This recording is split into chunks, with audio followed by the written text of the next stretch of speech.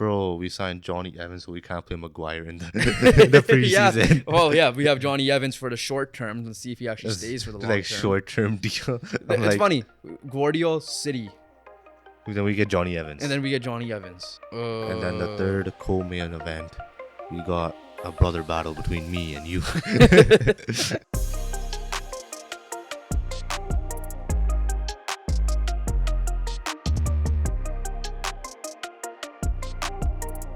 What's up, everybody? Welcome back to the BTR podcast. As always, like, comment, and subscribe.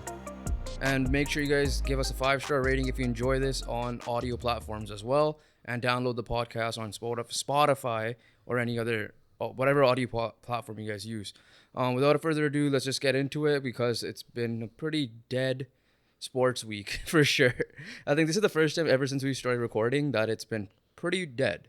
Yeah, we haven't really gotten anything. Like no big news, no big. I guess you could say one big soccer signing happened, which we'll get into later, but nothing like major, right? Like all groundbreaking. But This is the reason we'll get unemployed. There's no news at all. To the point where, first of all, we need to be employed. We're not even properly. employed yet. But to the point where we're gonna lead off with NFL, and it's not even like major trader signing. It's the situation around the running backs, right? So let's get started into it. So franchise tag extensions have ended. So like anyone that wants to extend, that have been given the franchise tag, they have, I think it was up to like July 15 that you have, or July 17, I believe. I think it was Monday, that you have that's when you have the last chance opportunity to do a long-term extension. And that's when, like last pod episode, we talked about Evan Ingram. So he got his extension in time, right? And a couple of big names, and they all have one thing in common, which we'll get into, have not signed a long-term extension. So now they have to play under the franchise tag. However, they would need to sign the franchise tag in order to play. And those players that have in common are the running backs, Saquon Barkley, Josh Jacobs, and Tony Pollard, the three big ones for right now. I believe Tony Pollard might still sign it. I believe that was the report. I'll double check. But the other two are not looking. It's not looking good. Like they're not going to sign the contract. I'm pretty sure Pollard already signed it. Okay, so then Pollard signed it, but like the other two. The other two haven't. Then I know one of them signed it. Yeah. I'm just one thing that shocks me right away is that the New York Giants. I know Daniel Jones is a quarterback, but they paid Daniel Jones before Saquon Barkley, which surprised me a little bit. I'm not surprised because he's the QB. Simple as that. Yeah, there's nothing more to it. But clearly, when you saw Giants football, it was run through Saquon Barkley. Yeah, so that's the problem, right? First of all, Saquon, you spent a second, like I said, your second overall pick on him. He was the key reason why they made the playoffs. So yeah, he was the key reason why you guys even made the playoffs. He was finally healthy, which is a key thing right there. And it depends on what he's asking for. We don't know the contract details. Like we don't know what Saquon's asking for, and we don't know what the Giants actually offered. But what I'm seeing of the reports, or like the average, is like almost kicker value at this point. Now that could be a little skewed because there's only 32 kickers really on a roster. You don't really get a backup kicker unless someone gets hurt. That's when you really. It's usually like, yeah, you get a kicker, you cut the other one. Whereas in the NFL, a running back, you usually have like 3 to 4 per roster anyways, right? So maybe the average value is skewed a little bit because there are kickers that are on rookie contracts, right? This proves Matt is fraudulent. Matt is never the way. No, for like running backs, Jacobs is definitely, his value is inflated because of the year he had. Yeah. So with the same with Barkley, Pollard is Cowboys' number one guy now because Zeke is cut. Another thing is you got people like Zeke, Leonard Fournette, Dalvin Cook, who are unemployed right now. Yeah. They don't have a team, which is even... that's what I was gonna put. I was gonna literally pull that up as you were talking. So let me just double check running backs that are currently free agents. Like you're telling me Dalvin Cook, who has been a top 5 consistent running back these last few years, has zero team, like no team. And it's like when he got released, it was like big deal. It was like, oh, he's going to Miami, he's going here, he's going there, right? So you mentioned Ezekiel Elliott, right? Dalvin Cook and Leonard Fournette. Kareem Hunt. Yeah. Is the other big one I could see here. Otherwise, like... That's 4... Top tier. That's 4 teams. Because Mark Ingram's no longer really in the league, I think. Mark Ingram was like... James Robinson, but he has some legal issues, I think, going on right now. But, like... Well, I'm But gonna reference. those four, I'm gonna reference James Robinson in a second, but yeah, those big four. Those are the those big are the four big names. four. Those all four of them are capable of being the lead guy in your running game, right? Kareem Hunt was the best backup in the league, basically, and obviously before his legal issues, when he was in the Chiefs, he was pretty solid. Yeah. Dalvin Some Cook, say that if he didn't get into the legal issues, the Chiefs would have won the Super Bowl that year. So yeah, he would. They would. I think they would have. Dalvin Cook, like I said, he's been like top five, and when he's been healthy, like top three consistently these last few years. Regarding probably, except this last year. Yeah. The years before that, it was like Derrick Henry, and then like Dalvin Cook, and then Zeke Elliott. He wasn't the same as like when he first entered the league, but he was still killing it, right? Yeah. And I'm pretty sure he had a better year this year than he did the year prior. You know what the other crazy thing is? So okay, so for those of you guys that are watching, you're like, what the hell are you guys talking about? The running back value in the NFL is like pretty shit in terms of contracts because the way the NFL like contract signing and like the CBA works is you if you're like a rookie, you have 4 years of control minimum, right? And then 50-year option. If you're a first rounder, you get 50-year option, otherwise you have 4 years. And then you could, if you don't come to an agreement of a contract, you could franchise tag them, right? It's like similar to an RFA in a way, but a little different because the player has the option to sign the franchise tag, right? Whereas if you're an RFA, you could just someone can match it. Like So franchise tag is just actually no, it's actually different because like franchise tag is like no Literal- one's really giving you an offer. It's just literal control. no one like I guess yeah, it's control. You have more control of that like- player. It's like you're trying to go somewhere, and your parents are like, no. Yeah, That's what exactly. it is. So like with And you have no choice, nothing else. an RFA in the NBA and NHL is whereas the other team could give you a contract, and then if your team has a choice of matching it. In this case, it's like you cannot negotiate with the other team, right? The only thing you could really do is negotiate a trade. I think there's two types of franchise tags, exclusive and non-exclusive, but we don't need to get into that too much. So in this case, Saquon Barkley, obviously you're not going to let him walk for nothing, so you franchise tag him, right? And you get one per team, and it's usually the running backs that get it, usually. And the most famous example of someone not holding out was Le'Veon Bell. And he came out recently and said that was like on me. I should have maybe not have sat down. But he was franchise tag the first year, played on it. Second year, he was franchise tag again, and he did not play. He did get a big contract with the Jets, but He just fell off. he fell off. So that was the problem there. Now he's a boxer. But the running back value is because it's described as the car crash position, right? I think Emmanuel Ocho, this morning I was listening to Halford and Bruff, they played a clip of Emmanuel Ocho, and he's saying it's essentially a car crash position because a running back, for those of you guys who don't know football, but I'm sure whoever's watching knows football, is you literally give the ball to the running back and they'll run through like a pile of people, try to get through as many yards, right? So you're literally crashing into O linemen, D linemen, whatever position player blocking or rushing at you. And it takes a toll on your body, right? There's a reason why a lot of these guys get injured. So essentially the owners don't want to pay these guys because they're like, you know what? You could just draft another one, which we'll get into in a second of what that means.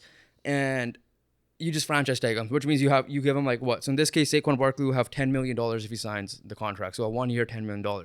Problem is the running backs want not just more money, but they also want security because of this reason. And if they get hurt, well, the owner's going to be like, well, you're hurt. Why would I pay you? Right. So that's where this, all of a sudden, the NFL running back conversation came out of nowhere, but it's been talked about for years, honestly. It's just the reason why it's a big story now is because there's literally nothing else on to talk about. And like a prime example of your point there is in 2018, the best running back in the game was Todd Gurley. Yeah. 2 years later, he can't even the He year doesn't later, even have a contract now. yeah, no, the year later he couldn't even get a snap, and then he just became a journeyman because I remember him go to Atlanta for like a year, and then after that, How do you think he went anywhere else? I don't think he'd go on. Maybe the Ravens, I believe, but that's it.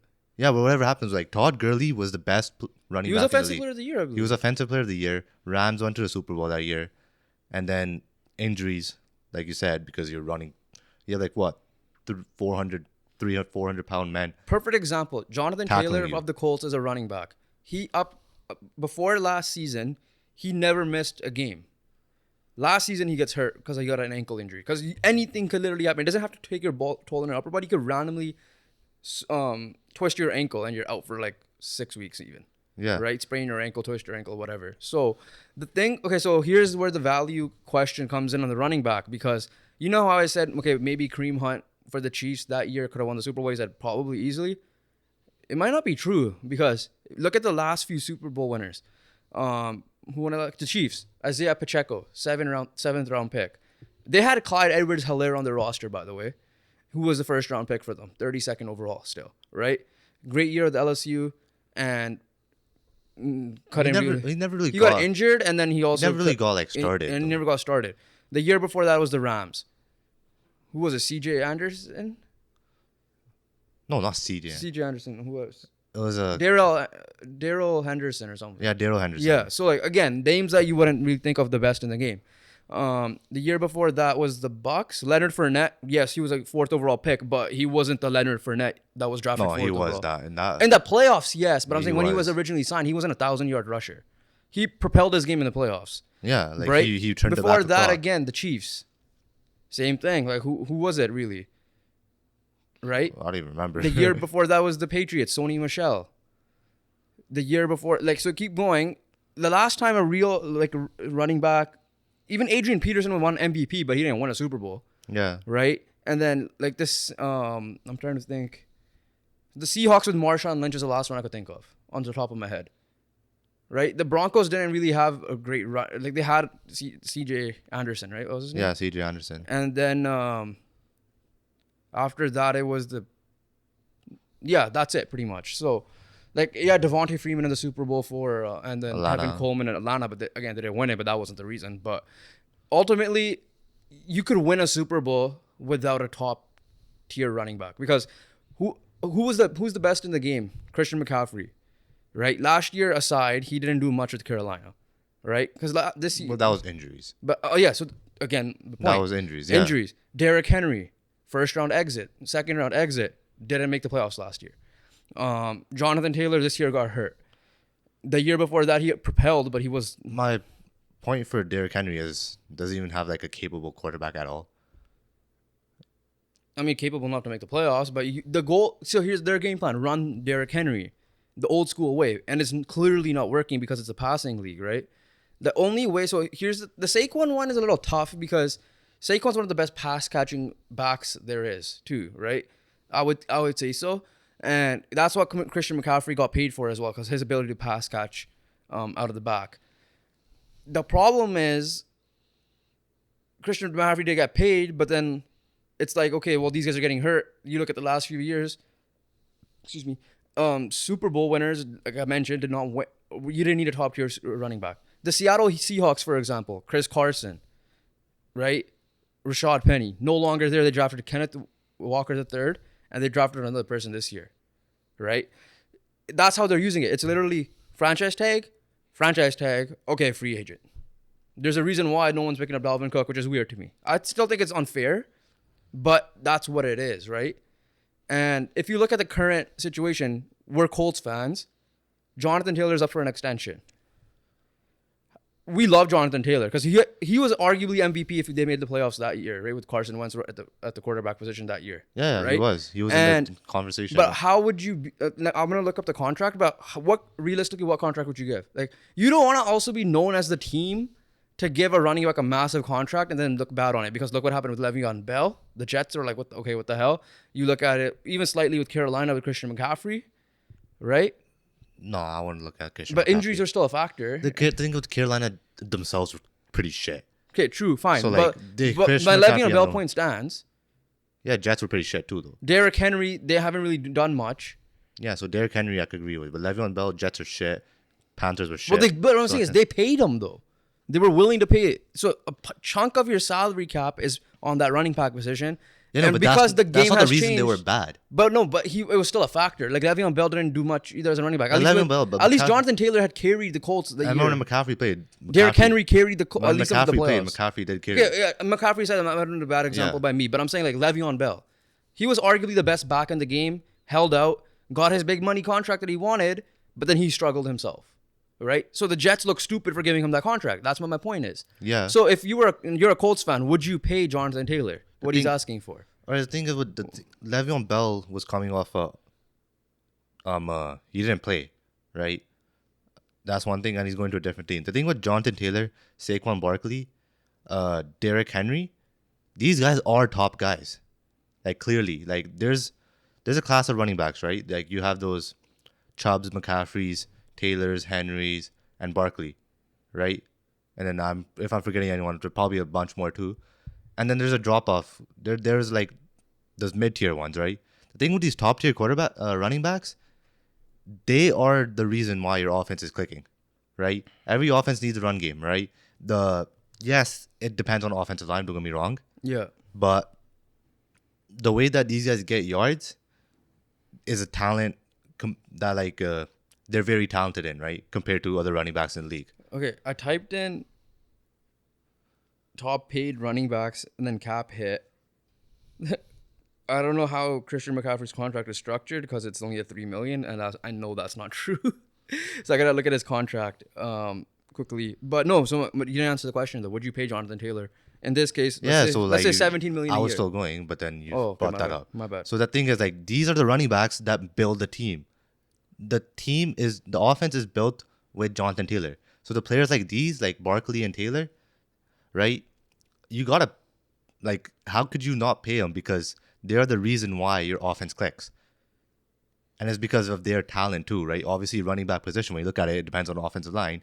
But like, the Colts offense is based on Jonathan Taylor. Okay, so here's my question to you. And that O-line. I don't know how much Saquon and all these guys are asking for. Josh Jacobs was a tough one. I agree with you with that 100%, right? Saquon, I think you should pay him, personally. Because that offense is around Saquon. Here's the thing. Christian McCaffrey is $16 million a year average. So that's total $64 million. And again, we don't know how much of this is guaranteed. And Christian McCaffrey is a wide receiver himself. That's what, like, Alvin Kamara, bringing him up next. Yeah. Similar idea, right? 15 mil. I feel like at this point, Derrick Henry's at 12.5 average per year. Nick Chubb, 12.2. Aaron Jones, 11.5. Tony Pollard, 10. Josh Jacobs, 10. Oh, these are the franchise tags now. So Christian McCaffrey is 16 mil. We agree that Christian McCaffrey is the best in the game right now. Yeah, when 100%. healthy. Yeah, 100%. So I don't think any of those guys should technically surpass 16 mil, but you know how it happens. Like, positional markets get reset all the time. You see it in the quarterback position. There's no way Patrick Mahomes should be getting less than Kyler Murray, right? Yeah, so, or Deshaun Watson and all these guys. Daniel Jones, I believe, even, or they're close to it. So Chino's up there too. yeah. So here's the thing. Bijan Robinson's a rookie. He's making 5.48 as a rookie. That's much less than 16 mil a year, right? Let's just say that's what Saquon's looking for, 17. Let's just say he wants to reset it at 17. It's just a tough thing because nowadays it seems like you need to classify your position as Christian McCaffrey is, because he is literally a slot receiver at times, right? Naeem Hines to a smaller extent. Deebo Samuel. He's classified as a wide receiver, but he played at the back. Literally call him a wide back. Yeah, right. So it's just like, if you're classified as a running back and you're just strictly running, you're not gonna get paid at this point, right? Unless you're at the upper echelons like Nick Chubb. Yeah, but not even Dalvin Cook's not signed. Huh? I would argue Dalvin Cook is like yeah, but top 5 but running back. the thing with Dalvin Cook is he still got paid. Yeah, compared to these franchise type quarterbacks. But now he got released because of they needed to get rid of the cap hit, right? And he wants to sign similar money or more. That's the point here, right? Dalvin Cook, they were trying to trade him because of his cap hit, and they couldn't. So that's why they released him. So my question to you is, in the running back position, again, do you reset the market with these guys? Do you pay what they deserve, or should they have a separate CBA for the running back? Because clearly the plan works that the owners are doing or the GMs are doing. You franchise tag and then you play. Found on the franchise tag. By the time the franchise tag is, the 2 years of franchise tag eligibility is up, okay, we don't need you anymore. We're going to just draft XYZ in the next 3-4 drafts, right? So, like I said, I love Jonathan Taylor. I want to extend him, but to what extent? Like, do you really want to be the guy, the team that gives him $20 million a year? Let's say he's the first $20 million a year guy, and then he doesn't live up to that. That's the risk. I think that's what these guys are trying to figure out. Because every running back is saying, like, what the hell? Because we know how talented Saquon is. We know how talented Jonathan Taylor is. Eventually, all these other guys that are gonna get paid. What's his name? DeAndre Swift and all these guys. I'm just naming people that have not gotten contract extensions yet from that draft class. Eventually, Kenneth Walker, who had a pretty good year. Breece Hall, right? So, yeah, it's tough, but unfortunately, it's reality. Like two things could be right. It's unfair, but that's the reality. Yeah, the thing, well, my point I'm trying to make is like if your offense is central around the running game, right? You kind of gotta need a top tier running back. But the problem is the top tier. That if that's your game plan, that's your main game plan going into games, it's not gonna get you anywhere. Clearly. Yeah, so these are the teams that like just don't draft well at the quarterback or have an aging quarterback. Yeah. as well. For example, the Titans. Yeah. The Colts. But even like teams that have good quarterbacks and bad running, realistically, bad running backs in terms of talent, are winning Super Bowls or going deep into the playoffs. Okay, but I get your point. But I'm saying like there is no running back quarterback duo that's sick, right? I mean, if Deshaun Watson comes back to his level, Joe you could Burrow, maybe Joe think. Mixon, I guess. That's the only one I could think of. I mean, Joe Well, Mixon. yeah, you're right. Deshaun Watson, if he comes back to what he was before the whole shit happened. And then Nick Chubb is obviously probably arguably second or third best in the game right now. Yeah, and then Joe Mixon has his off-field. Well, he has issues as off-field well. issues too. So and again, he agreed to a pay cut, I think. Yeah, and then you got Alvin Kamara doesn't really have the best quarterback in the game. He has we'll find out with Derek top Carr what he 15 is, guy. But And then like Christian McCaffrey got far. They propelled their offense, but they were doing this without Christian McCaffrey, to be honest with you. Before they even traded for Christian McCaffrey, they did it with Tevin Coleman, Raheem Mostert, with Jimmy Garoppolo as the quarterback. They got to the same spot. Now, last year's a different situation. It's a very different situation because that's the only year quarterback McCaffrey was played. different, but It came to a point where McCaffrey had to play quarterback.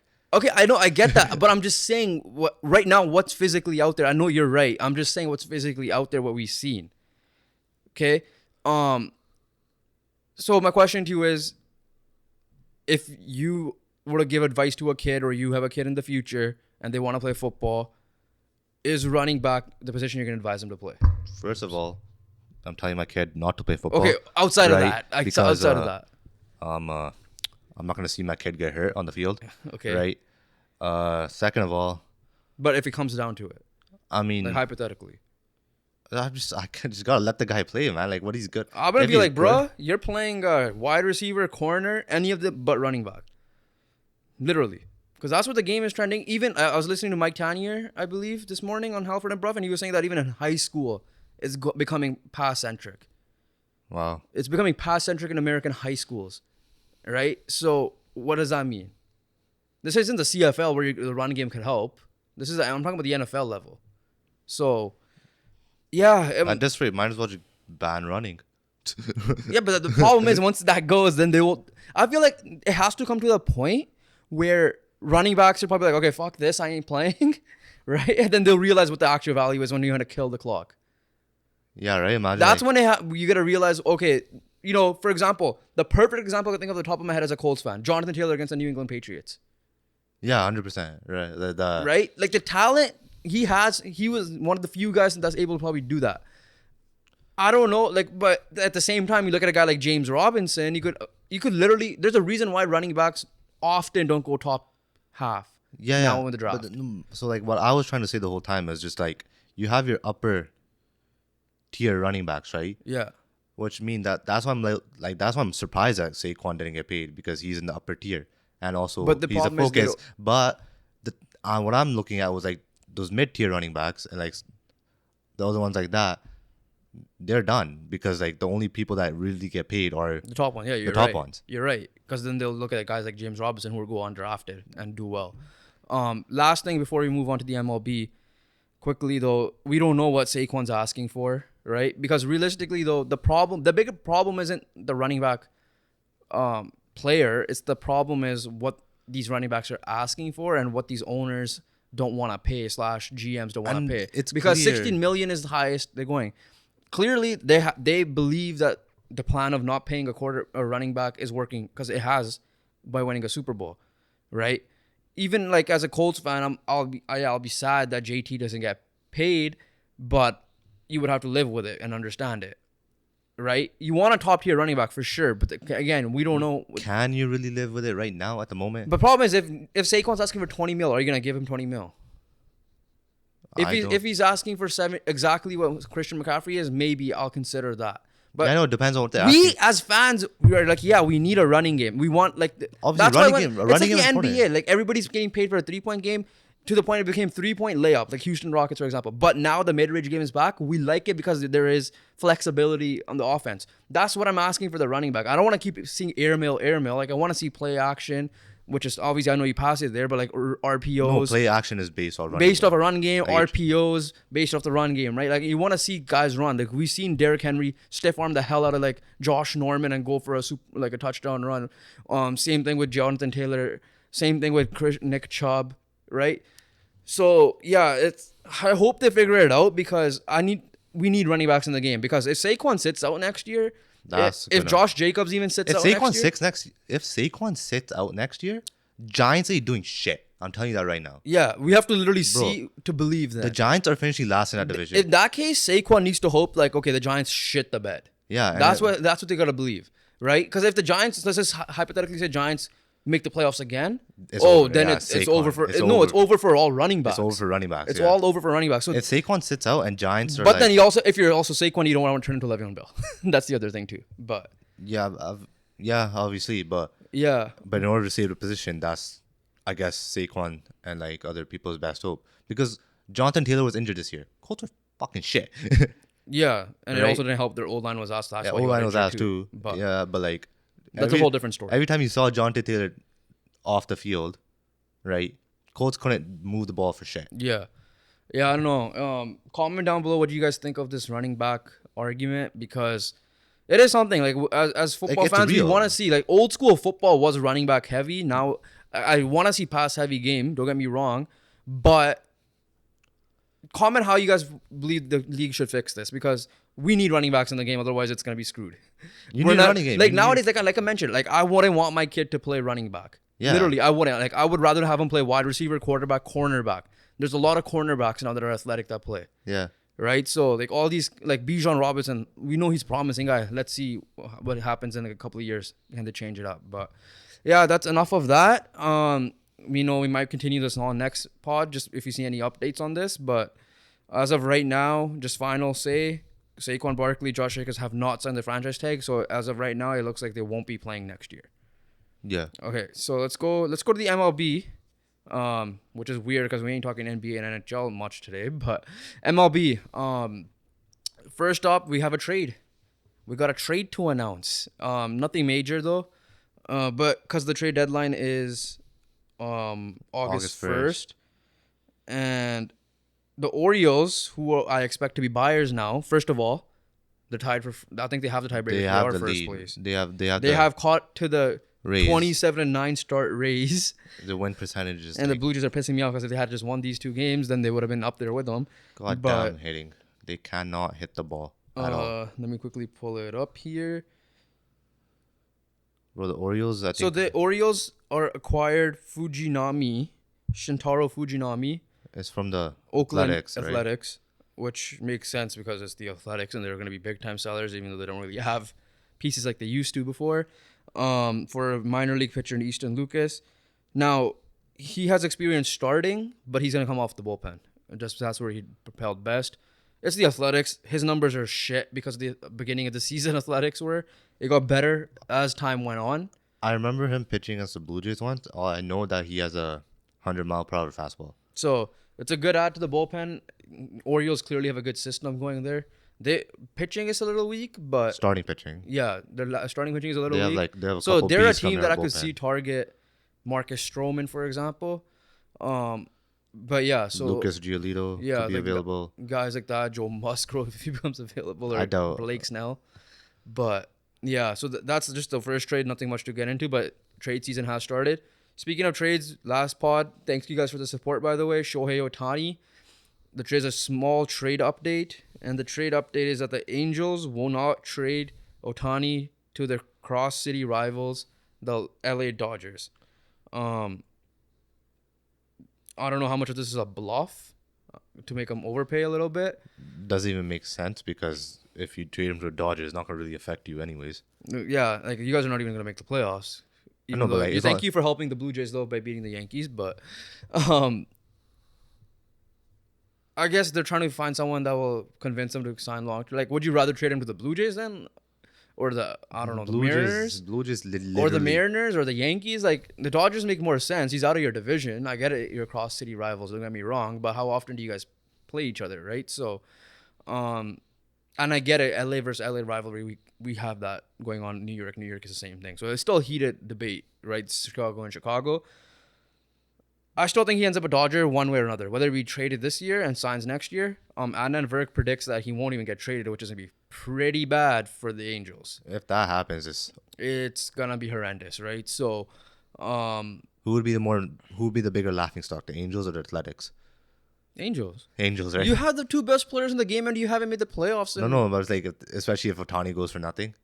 Yeah, even worse. But I'm just saying, even just that alone, they have the two best players in baseball, and you can't do shit with them. Yeah, yeah. So I don't know how much of this managing, how ownership, or whatever the case may be, but yeah, that's just a quick Otani update. We'll see if he actually gets traded. I still think he's a Dodgers one way or another, but I just yeah, I can see a team like I don't know Cincinnati just who have prospects just give up pieces, or even Baltimore.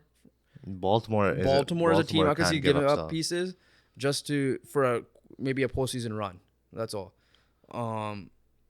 And think of, like you're getting two people with Otani, Yeah. right? Like you're getting a Oh, starting, I don't know if I asked you this last a time. good starting pitcher and a Yeah. insane batter. How long do you think he's definitely gonna bat longer than he pitches? You could agree with that. Yeah, right? 100%. How long do you think he pitches more for before it gets like he starts to break it down a bit? Because keep in mind, doing two things at once at his level, it's hard to sustain. And he's only It like is he's hard. 28, 29 now, I think. I think he's got a good like If he three, signs like a 10-year contract, at least 4 or 5 years of pitching, 4 years of the contract will be both. He'll at least I think he'll be doing both. is he gonna be strict At a- DH at a- after, or is he gonna learn first base like everybody does? I mean, he's probably got to kind of need to learn a position, no? Probably first base. Yeah, it's Realistically, probably that's first where everybody base, yeah. goes, like Joey Votto and all these guys. Yeah, the like bigger because guys. Otani literally has no position now Very quickly, if he Baltimore. stops pitching. Baltimore buyers most likely, because I feel like Baltimore are going to be the Seattle Mariners last year, try to target that Luis Castillo type guy. Get to like the Their big ace. starting pitcher. Yeah, like their ace. And if Shane Bieber's available, Yeah, he's another guy available. that's the We're- guy okay. to go after. We'll talk about this more next week, actually, just because. But very quickly, Atlanta Braves, they should just stay put. No, they could always add like bullpen Small pieces. pieces. If I they mean, want. I'm talking about like big moves. Yeah, they're not. I mean, they could if they want to, could, but there's no point, realistically. By the way, the Phillies are second place now, so your yeah, predictions look good. Phillies are going good now. But yeah, next up in the baseball news, unless something happens right now, is Rob Manfred is looking like to be reelected for commissioner.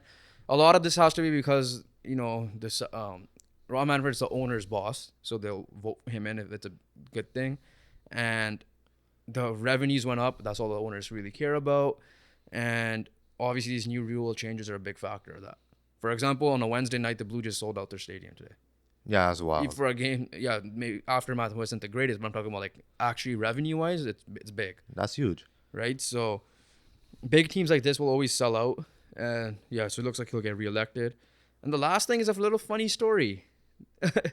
Oh yeah, the Just Mariners. across the border, the Seattle Mariners. So those of you guys don't know Seattle, when they play the Blue Jays, it's usually people from where we're from, Surrey, Vancouver area. They would go down to Seattle across the border and watch, pretty much invade. What's it called now? T-Mobile. Okay, I remember that Safeco. T-Mobile Park, and Mariners fans would be pissed. Blah blah blah. Now I don't know if it just became big situation now, because I've heard it happened before where the Mariners, and they actually tweeted a picture. You guys should check it out. Tweeted, not the Mariners tweeted, like some baseball account tweeted that the Mariners team store at the stadium, so this is not like some random sport check type vibe down there. Like the actual team store. Like the actual team store in the arena or in the park is selling. They have a section selling Blue Jays gear. Now, obviously, the Mariners ownership side of things is smart, Yeah, it is smart. but it's kind of stupid if you look at it as a fan base. Like, no wonder Mariners fans hate Jays fans or just Jays take in over. general because Then you got two Mariners players. Paul Sewell tweeted, and "What the hell JP is this Crawford going on?" and then JP And Crawford JP Crawford's and like all the shaking my fans head. and all the fans obviously spoke out on this, and literally less than 24 hours later, it got changed to Mariners gear, which it should be, right? But like, imagine going to a Canucks game and you see like, I don't know, Vegas shit there Yeah, for it's a stupid. section, or like It's a team who's store. like the close rival, like Seattle shit there now. Yeah, for it's example. a Canucks store. It's got to be Canucks. Yeah. Like it, obviously this case of Mariners, so it's a Mariners store. It's got to be Mariners stuff. Yeah, right? so like, I understand the Mariners weren't that relevant, but still, now they're kind of are. But yeah, it was pretty funny to see though. Like, I was like, oh, whenever we get the opportunity to finally go down to Seattle to watch a Jays game, You know who should do that? The Athletics. exactly. Just They get just might as well. whatever The whoever's owner's a bitch anyways for like not apparently like he's avoiding City Hall and stuff. That's why they're moving. And City Hall people are like, the mayor's like, well, they're not communicating with us all properly. What the hell could we do to help, right? Yeah, So and then nothing. Just whoever's away team, just get their jerseys in there. Like they're in the same division as Angels, right? yeah. Right. Otani jerseys, just fill it up. Who cares about yours? Just fill up the whole store with Otani jerseys. But Just I think start this making is money. like it's a different division too. So yeah, Huh? the Mariners. Oh yeah, and Mariners Jays. and Jays are in different ones. Yeah. Yeah, but yeah, it was a funny story. You guys should check it out on Twitter. Now you see why. Now I actually see why Mariners fans hate the Jays because that mainly. Like, if it's about them coming down to, the park, that's bullshit. That's your fault for not buying tickets or whatever. Yeah, in sell at the advance. stadium. But if it's because the store stuff, I get that. But here's the thing: Seattle needs to do a better job promoting in Canada. By Canada, I mean BC. Whenever you go to like Sport Check or even like wherever you work, I'm not gonna disclose it, but like there's clothes there, and then other sports memorabilia spots like jersey spots. You do see Mariners gear, No, I don't. right? You see Seahawks gear. I see Seahawks. I know, I get it. There's no Canadian Football team, but still, they still sell a lot of Seahawks stuff and other team stuff at the Sport Check or whatever, and there's no Mariners stuff to found. So I believe the Mariners should promote in BC, so you could have that BC fan base. Because here's the thing: if you can't tell, like, we're Jays fans, but we're not a fan of Toronto media, for example, right? But all our cousins hate the Jays because of Toronto. Because of Toronto. We Yeah. just like it because of the players, and like that's the team I just grew up This watching. team you watch. Yeah, right? I grew up watching you. Same thing Like with the clearly, Raptors. you can see the Toronto fans are just like Raptors, right? They were Yeah. booing Kevin Durant when he tore his Yeah, Achilles. you or didn't ruptured agree his with that, Achilles. but you're still a fan of the players. I'm still like, I like the team, obviously, but like, Yeah. So you could have easily swayed people to become Mariners fans if that was the case as well, to compete it. Now, to many people's eyes, it's Canada's team because technically it is Canada's team because it's the only team in Canada. Even though Toronto had competition with Vancouver and the Jays had competition with the Expos, but yeah, they should just do a better job marketing, in my opinion. I think it's boohoo in that sense, but like in terms of the team story, yeah, that was pretty funny. yeah, jokes. All right, moving on, quick fire quickly. Big news right before we started recording. Massive news in the fight game. UFC 294 in October has been two big fights have been announced. I'm going to double check if anything else has been announced. It's in Abu Dhabi, and there's a rematch. Islam Makhachev will defend his belt. No, it's not against Volkanovski, but it's against Charles Oliveira, who's coming for a vengeance. We saw him. No, we didn't see him physically at the arena, but he wasn't here in Vancouver and dominate that fight in Yeah, I classic guess. Oliveira fashion. Darwish, was it first round? Yeah.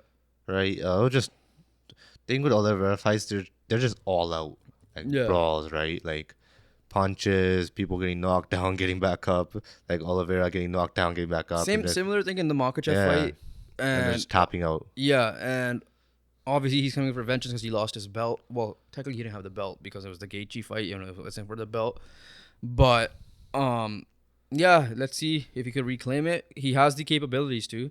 Yeah. For sure he does, and I know he's probably your like top 2, top 3 favorite fighter. Yeah, I liked watching him. So, yeah, excited for that fight. But the second one is also a big one. Paulo Costa, middleweight belt. And there's a guy moving up in weight that everybody wants to see after his last performance with the heel turn, I guess you could say. And Hamzat Chimaev. I hope I'm not butchering it, but that's how I'm gonna say it. In a middleweight bout, so he's moving up in weight as well. So those are two massive fights that have been announced. Yeah, it'll be fun fights to watch. Yeah, it's in Abu Dhabi, so it's definitely gonna be an early fight. Yeah, it's gonna be like early, it's gonna be like midday for us, right? Most likely. Yeah, it sucks. Well, whatever. I'm gonna just double check if there's anything else. And then the third co-main event, we got a brother battle between me and you. Okay, yeah. So that's what has been announced. So a lot of good fights coming up. At the end of this month, it's the BMF belt comes back, so we'll get ready for that. NBA is in a quickfire conversation because there's literally no news that I see other than these random rumors, and I'm not gonna go over those rumors. It's the same rumors over and over. I think the only thing we forgot to mention was Jaylen Brown could be the highest paid player in the NBA soon at $70 million a year, if he gets offered that by the 70 Celtics. million a year. Yeah, that's what it looks like. And then next year, Jason Tatum will break it most likely. Wow. But the news that we're gonna just quickly say is nothing big. We didn't really watch much of the summer league, but the Cavs won summer league. Evan Mobley's brother Isaiah Mobley was the MVP of the game with a double. But MVP of overall summer league was Cam Whitmore, the guy who fell. But you want to hear a fun fact? All the people that have won summer league MVP haven't been an All-Star yet. Never mind, it's not a steal. Josh Hart was one. But Josh Hart's still good. Lonzo Ball, but they're good players. I'm saying they weren't like good all-stars. players, yeah. They weren't like studs. Lonzo Ball won Summer League MVP? Yeah, the year the wow. Lakers. It was Kyle Kuzma. He got injured, then Kyle Kuzma got the MVP for the finals. Oh, shit. Yeah, I think I'm pretty sure Colin Sexton may have won it, but from what I've heard and I saw the list, it was no guy really was an all-star or like that caliber player yet. So you might take that back a little bit for now. Career Kevin Knox was Summer League MVP. Perfect example. So Cam Whitmore will be an all-star. All right. Let's move on to the last couple of topics here. We might actually finish under an hour for once, like we said. We were close to it, I know it, but We're probably not. Okay, but probably not gonna be like an hour 30. But oh yeah, it's not gonna be an hour and soccer. Let's just run through this. Nothing crazy. Big news though, like we alluded to nothing earlier. Crazy, and they got like the highest paid center back. Well, it's not disclosed yet. Huh? It's not disclosed It's not yet, but we assume it. But your boy, you love. Now you're gonna hate. Josko Gvardiol, man. You're gonna have your D-Hop moment of me, like last time. Josek Gvardiol is officially a Man City player. Another left-footed center back joins that team with Ruben Diaz, who is killer for them, and America Laporte, who's probably gonna get sold now. And then you're pairing them with John Stones, Kanji, and there was one more guy. Ake, who's also left-footed, I think. So they have many center backs, man. What the hell? Yeah. So your thoughts quickly as a United fan here. Rich get richer, right? Yeah. Like you probably are the best young center back in the game right now, and who clearly has a potential to be the best center back in the game in a couple of years. He just like he has it all. Like he's big, he could run, he has some pace, he's left-footed, he has his footwork set out. He has his obviously him being big, clearing the ball, heading the ball away. He could go in physical, and then last importantly, he could play the ball. Yeah. So you want to say it or shall I? What the fuck, man? Yeah. So there's still the team to be. You still have the freaking robot as striker in Holland. So, but they kind of diminished a lot of pieces though. So literally, what I'm getting into now is Riyad Mahrez is off to Saudi, another guy running to Saudi, and they also lost Ilkay Gundogan to Barca.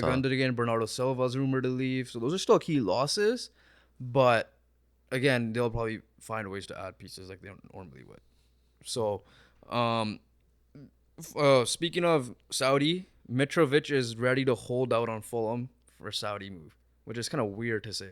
Hold out because they want they're demanding a shit ton of money and they know it's not that realistic, and that's the same thing with the running back. So a situation I quickly want to mention, Austin Eckler mentioned, like, okay, I don't get this. Like, they want to not pay me, but then they're asking for like first round picks for me. So pick one. Am I valuable or am I not valuable? right? So Yeah. in this case, that's what's happening with the Mitrovic situation. They're asking for like Alex Telles is gone too, and he's gone for 4 mil. Like I'm like, what the hell, right? So, um, yeah. Oh, I should have mentioned the Eckler thing earlier, but it's Oh, it's fine. all good. You said it on now. Yeah. That was funny. Big Fulham and Mitrovic out of all the yeah. out of all the teams. Big news out of Manchester United land though. So Marcus Rashford had a looming extension, or was he gonna leave? And he officially extended 5 more years. Manchester boy from as I think 7-year-old, and he rejected more lucrative offers. I'm pretty sure one of them from PSG, to stay at United. And with the season he had, with the coach he had, we only hope for better things. Benny McCarthy was a big factor in that, and obviously Ten Hag, who's becoming ruthless and trying to get his way. Bro, we signed Johnny Evans, so we can't play Maguire in the the Yeah. preseason. Well, yeah, we have Johnny Evans for the short term and see if he actually It's stays for the long like term. short-term deal. I'm It's like, funny. Guardiola City, then we get Johnny Evans. and then we get Johnny Evans. Who's the better center back? Who? Hey, apparently yeah, but it's sad to see that Eric Bailly's gone because he was not in that tour Bro, to America. Eric Bailly's a goat. All right. Yeah, that red card was nice. Well, he's got to be physical, man. Search up Eric Bailly red card for You Marseille. got to be physical in this game, You'll see right? it. As a center back, your physicality's got to be your top stat. Right? Yeah. You got to let him know who's boss. Okay, let's move on to some happy news. Again, on the kind of Man United side of things, Ajax fans. Edwin van der Sar is still in the hospital, but he's no longer in the ICU. He tweeted he's hoping to come home soon, and he tweeted a picture with his wife. He looks happy that he's getting better, hopefully healthy, or as soon as possible. So yeah, that's just good. so that's news good to hear. And then let's move on quickly. We already previewed this, but the Women's World Cup is at the time of this recording today. Literally in a few hours, you're gonna see Canada, representing Canada over here, play Nigeria. That's a Davy shirt. Still He's Canada. representing the men's side. Okay. No one. You have no proof. But no. Just turn around. No. No. Canada. Obviously, a couple of things. Our prediction is they'll probably end up making the quarterfinals. Hopefully, that's the highest. I think I'll go. There's a lot of bullshit drama behind the scenes, injuries. Janine Becky is still a big loss. But they're probably gonna be the classic Mourinho defensive style like they did in the Olympics. That's what I'm not hoping for, but that's what they're gonna grind out wins. Predictions quickly. Who's gonna win it all? Are you going with the USA? I mean, Favorites are the USA? You admit that? It's USA, yeah. Are you gonna stick with them to win it all? Yes. Okay. Other than guess. the USA, who would you say will win? I mean, England is looking pretty nice. They won the Euros as well. Another one I would say is probably Germany. yeah. I think that was the Euro final too. Yeah, I'd probably go with like one of those two. Yeah, I'll go with England. They at least brought it home, unlike the men. So, I'm gonna go bold prediction. I think England will actually win it all. Without bias, being Canada, obviously, but go Canada. Canada's gonna win it all. Um, Imagine the scene Sinclair scoring a finals winner. yeah, like Christine Sinclair was 6th World Cup legend, And obviously. then for Brazil, Marta, I think is in her 6th World Cup as well. Yeah, so it's actually a fun tournament to watch, which is good. Yeah. I'm glad we have something to watch at least. Now the problem is the other games are like at 3 a.m. our time. Yeah, it's in Australia. Man. 5 a.m. our time, so that's gonna be annoying. But yeah, so like I mentioned, we kind of recapped it or previewed it last time. We tried to bring on a guest, but it didn't work out. But What the hell, man? so we definitely need to build our name up. But our prediction, like I said, I think I'll say England will take it all. Excuse me, you're sticking with the U.S. Yeah, it's gonna be US. Yeah, moving on quickly. NHL. 2 signings happened, and one, I'm gonna get your thoughts on this third thing that we have on the board there. Ross Colton avoided arbitration, I believe, 4x4 contract, 4 years, 16 mil. 4x4, yeah. That's the one news. And then Jets got Gabe Lardy locked up for And another bridge deal. Like we were talking 2 a lot. years, We yeah. were talking about this last pod that I feel like this is the season of bridge deals because of the possible cap going up. yeah. So then Velarde got 2 year, I think 6.8 AAV around there. 6.875. Like I don't know what these Yeah. numbers are, but not AAVs. No, not 6.875 AAV. I mean, total, yeah. Yeah, so 2 years 3.4375. Just add more numbers to it. So the reason why this is such a big deal now is arbitration is starting, and those of you guys that don't know what arbitration is essentially, if I'm the manager and then Jobin is a player, Jobin's demanding, let's say he wants like $2 million. Sorry, 20. I'm saying I want to pay him $2 million, And I want, but your camp is saying we want $5 million. I want Essentially, 20. we're going to an arbitrator, which is like a I want 20. like a mediator. No, shut up. Make it realistic here. Pretty much, he's gonna showcase his points of why he should be getting $5 million a year, and then I'm gonna be like, nah, he sucks. Essentially, this is what he's bad at. This is what he was struggling with. This is what he was like behind the scenes. You're pretty much shit talking the other player. We experienced it as Jays fans with Marcus Stroman twice. One time he won the arbitration, and one time he lost the arbitration. And you guys want to avoid arbitration is because you just don't want a disgruntled star in the locker You're room. gonna diss your own player. Yeah, like Basically, you're disgruntled your own star. This guy's shit. I want to pay him. And $5 the million. reason why I'm bringing this up is, so I have Ilya Samsonov on our notes here. So Elliot Friedman reported that what the arbitration numbers are, right? So normally at times I've seen like, arguably you want 3 million and I want to pay you like, I don't know, 2.15 or something like that, right? Something close. Something close, right? Here's the Ilya Samsonov one. And in this case, I think Samsonov has most of the leverage. They're $2.5 million apart, first of all. Samsonov apparently came in at $4.9 million. That's what he wants. Yeah. While the Maple Leafs filed it at $2.4 million. So you can see that 2.5 million, essentially 5 million or 2.5 million. Let's just say like that, right? In my opinion, Samsonov has the leverage because he helped them. He was their number one goalie. Yeah, he wasn't number one. Like, what are you gonna go on to Matt Murray or Wolf? I think it was Jonathan Wall. Yeah, I was like Wall. Yeah. And then Wall So himself. Samsonov literally has leverage. It's gonna be like, okay, you don't pay me. What are you gonna do? Are you gonna try to Vegas it with that team, with that defense? No way. Exactly. You ain't Vegasing it. Or are you gonna make like a massive blockbuster trade? It's funny with all the goalies that they had, which Yeah. was mainly like Freddie Anderson. They finally made it. Obviously, with like Samsonov. they finally made it through with Samsonov. Obviously, I don't know who they had like before. I think they had Reimer who like won the Boston series. Yeah. Yeah, but they finally made it through with Samsonov. So it's like, are you really gonna let that guy go? Yeah. So it's strange, but Yeah, if you finally found someone who played decently well behind your shitty defense and helped you get out of your embarrassing, like very embarrassing run. But I don't think Samsonov should get 4.9 million personally. So they're gonna obviously they still have time to come to an agreement, which I believe they will, and they should, because if Samsonov's getting 4.9 million, you're in trouble with the cap right there. So I mean, they're already in trouble with the cap. yeah. But what I'm saying is like I don't think he's a 4.9 million dollar goalie. He's not. Yeah, like, I I'll think give him 3 that. million is fair, right? Yeah. So I feel like they'll come to an agreement. I feel like that's their way of maybe middling the gap there. But yeah, so this is So does arbitration have to be one or the other? Like, kind of not.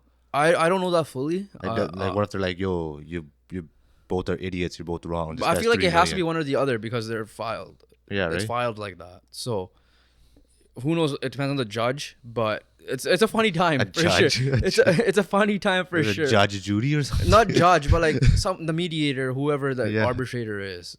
It's essentially like a judge. Like you're making a decision for them, right? So yeah, it's a funny time hearing arbitration just because of this. It's like you want to avoid it at all costs. Yeah, 100%. You want to avoid it. Like but yeah, there's nothing much else.